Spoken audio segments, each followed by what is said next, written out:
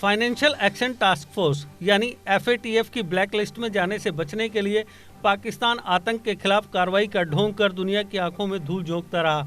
लेकिन अब उसके ही एक मंत्री ने संसद में कबूल किया कि पुलवामा हमले को पाकिस्तान ने कराया था। मंत्री के इस कबूलनामे के बाद फिलहाल FATF की ग्रे लिस्ट में शामिल पाकिस्तान के ब्लैक लिस्ट होने की संभावना बढ़ गई है। इसी हफ्ते FATF ने पाकिस्तान को ग्रे लिस्ट में बरकरार रखा है और अगले साल फरवरी में उसकी तरफ से आतंक पर लगाम लगाए जाने वाली कार्रवाइयों के मूल्यांकन के बाद उसकी ब्लैक लिस्टिंग पर फैसला लिया जाएगा। पाकिस्तानी मंत्री के इस कबूलनामे के बाद केंद्रीय मंत्री VK सिंह ने कहा कि भारत सरकार अब FATF में पाकिस्तान को ब्लैक लिस्ट कराने के लिए इसका इस्तेमाल करेगी। पुलवामा हमले को लेकर उन्होंने कहा कि सरकार ने शुरुआत में ही कहा था कि सभी सुराग पाकिस्तान की तरफ इशारा कर रहे हैं। अच्छी बात यह है कि पाकिस्तान ने इसे कबूल लिया है। उन्होंने कहा कि उन्हें पूरा भरोसा है कि सरकार अब इस कबूलनामे का इस्तेमाल दुनिया को यह बताने के लिए करेगी कि पाकिस्तान को FATF में ब्लैकलिस्ट करने की ज़रूरत है। ऐसा अंदाज़ा लगाया जा रहा है कि FATF के फैसले से इस साल दिसंबर तक पाकिस्तान को $25 अरब का नुकसान हो चुकेगा।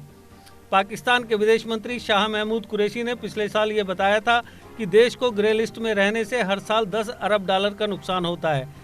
वह जून 2018 से इस लिस्ट में है और दिसंबर 2020 तक 2.5 साल हो जाएंगे।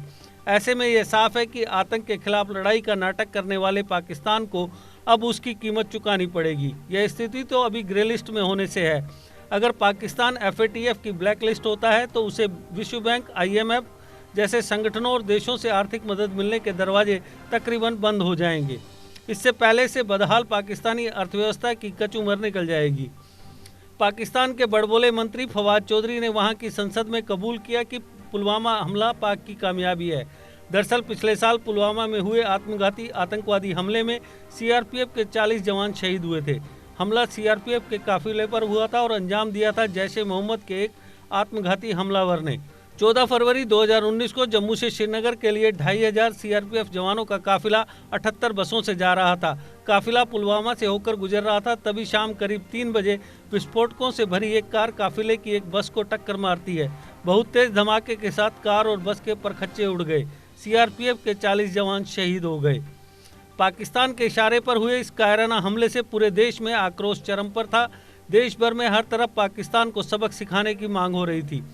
3 दिन बाद प्रधानमंत्री नरेंद्र मोदी ने 27 फरवरी को एक रैली में ऐलान किया, मेरे दिल में भी वैसी ही आग है जैसी आपके दिल में है। एक एक दिन गुजरने के साथ देशवासियों का गम और गुस्सा बढ़ता ही जा रहा था। भारत और पाकिस्तान के बीच तनाव चरम पर था।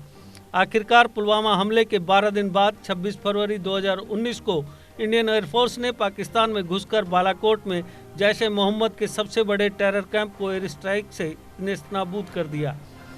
अगले दिन 27 फरवरी को पाकिस्तानी एयरफोर्स ने भारत के रक्षा प्रतिष्ठानों को निशाना बनाने की नाकाम कोशिश की, लेकिन इंडियन फोर्स के विमानों ने उन्हें खदेड़ दिया। इस दौरान विंग कमांडर अभिनंदन वर्तमान ने MiG-21 बाइसन एयरक्राफ्ट से पाकिस्तान के एक F-16 फाइटर जेट को मार गिराया। हालांकि इस दौरान अभिनंदन का विमान LOC के उस पार चला गया और हादसे का शिकार हो गया। अभिनंदन बच गए, लेकिन पाकिस्तानी आर्मी ने उन्हें अपने कब्जे में ले लिया। इसके बाद भारत के जबरदस्त दबाव के बाद इमरान खान ने पाक संसद में अभिनंदन को भारत को सौंपने का ऐलान किया। उस समय उन्होंने इसे पीस गेस्चर करार दिया था, लेकिन आज वहीं के नेता संसद में ही बयां कर रहे हैं कि किस तरह पाकिस्तानी आर्मी चीफ बाजवा और वहां के नेता डर से थर-थर कांप रहे थे कि भारत बस हमला करने ही वाला है। पाकिस्तान की तरफ से आतंकवाद को शह देने और इसे स्टेट पॉलिसी के तौर पर इस्तेमाल करने की सच्चाई को इस्लामाबाद लगातार झुठलाता रहा है, लेकिन सच्चाई रह रहकर सामने आ ही जाती है। भारत के मोस्ट वांटेड आतंकवादी दाऊद इब्राहिम को पनाह देने वाला पाकिस्तान उसके अपने यहाँ होने से इनकार करता रहा, लेकिन इसी साल अगस्त में वह अपने ही पैंतरे में तब फंस गया जब उसने 88 आतंकवादी संगठनों और आतंकवादियों के खिलाफ कार्रवाई का ढोंग किया। उस लिस्ट में दाऊद इब्राहिम का भी नाम था, जो पाकिस्तान के झूठ का पर्दाफाश करने के लिए काफ़ी था। इस्लामाबाद ने आतंकवादियों पर कार्रवाई का वह ढोंग फाइनेंशियल एक्शन टास्क फोर्स में ब्लैक लिस्टिंग से बचने के लिए किया था। आतंकवाद के पनाहगाह के रूप में बदनाम पाकिस्तान इसका भारत के खिलाफ इस्तेमाल करता रहा है। वह भारत और अफगानिस्तान में आतंकवाद का स्टेट पॉलिसी के एक टूल के रूप में इस्तेमाल करता रहा है। कभी अपने करीबी दोस्त रहे अमेरिका को भी दगा दे चुका है, जिसके बाद से उनके संबंधों में पहले जैसी गर्माहट नहीं रही। उसने अमेरिका के मोस्ट वांटेड आतंकवादी और अलकायदा के संस्थापक सरगना ओसामा बिन लादेन को अपने यहाँ पनाह दी और दुनिया में इसे छिपाने की कोशिश करता रहा। आखिरकार अमेरिका ने एबटाबाद में कार्रवाई करके लादेन को ढेर कर दिया। उस समय भी पाकिस्तान पूरी विश्व बिरादरी के सामने नंगा हुआ था। फयाज चौधरी ने पाकिस्तानी संसद में कहा, आप फौज का इखलाक कीजिए, आप पाकिस्तान की हुकूमत के ऊपर तनकीद कीजिए, आप इमरान खान की पार्टी पीटीआई के ऊपर तनकीद कीजिए, आप रियासत के ऊपर तनकीद मत कीजिए। अयाज सादिक साहब ने कल यहाँ बात की, कह रहे थे पहली बात तो यह है कि मुझे तो समझ ही नहीं आती, अगर आपको एक रियासत की एक्टिविटीज़ में शामिल किया गया तो आपको इज्जत दी गई, आप असेंबली के फ्लोर के ऊपर आप बातें कर रहे हैं और फिर झूठ इतने विश्वास के साथ कर रहे हैं कि झूठा शख्स भी क्या बात करेगा। स्पीकर की टांगें कांप रही थी कि हिंदुस्तान हमला कर रहा है, हमने हिंदुस्तान में भीतर घुसकर मारा है। पुलवामा में जो कामयाबी है, पुलवामा में जो हमारी कामयाबी है, वो इमरान खान की क़यादत में इस कौम की कामयाबी है। उसके हिस्सेदार आप सब भी हैं, हम सब भी हैं।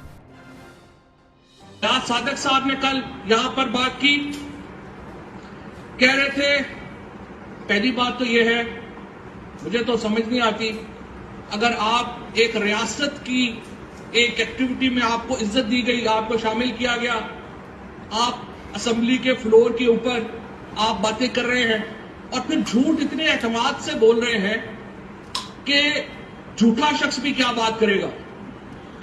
जिस एतमाद से उन्होंने आके ये बातें की यहाँ पर कि स्पीकर जनाब शाह महमूद कुरैशी साहब की टांगें कांप रही थी, कह रहे थे हिंदुस्तान हमला कर रहा है, हमने हिंदुस्तान को घुस के मारा है जनाब स्पीकर वहां पे।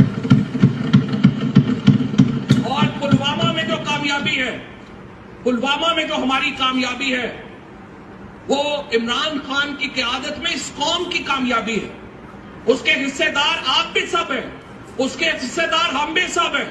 और जिस तरीके से आप आके ये बातें करें और आप कहें ये वो फख्र है जो कि हमारी पुलवामा के वाक़े के बाद जिस तरीके से हमने घुस के मारा हिंदुस्तान को, जिस तरीके से हमने घुस के देश के निर्माण और उन्नति में सहयोग, आपके हर कदम में आपका हमसफर। कश्मीर टर्बो टीएमटी सरिया, चाहे भूकंप आए या तूफान, सुरक्षित रहें आप और आपका मकान। अपनाइए आपका अपना कश्मीर टर्बो टीएमटी सरिया, ट्रस्ट एंड रिलायबिलिटी।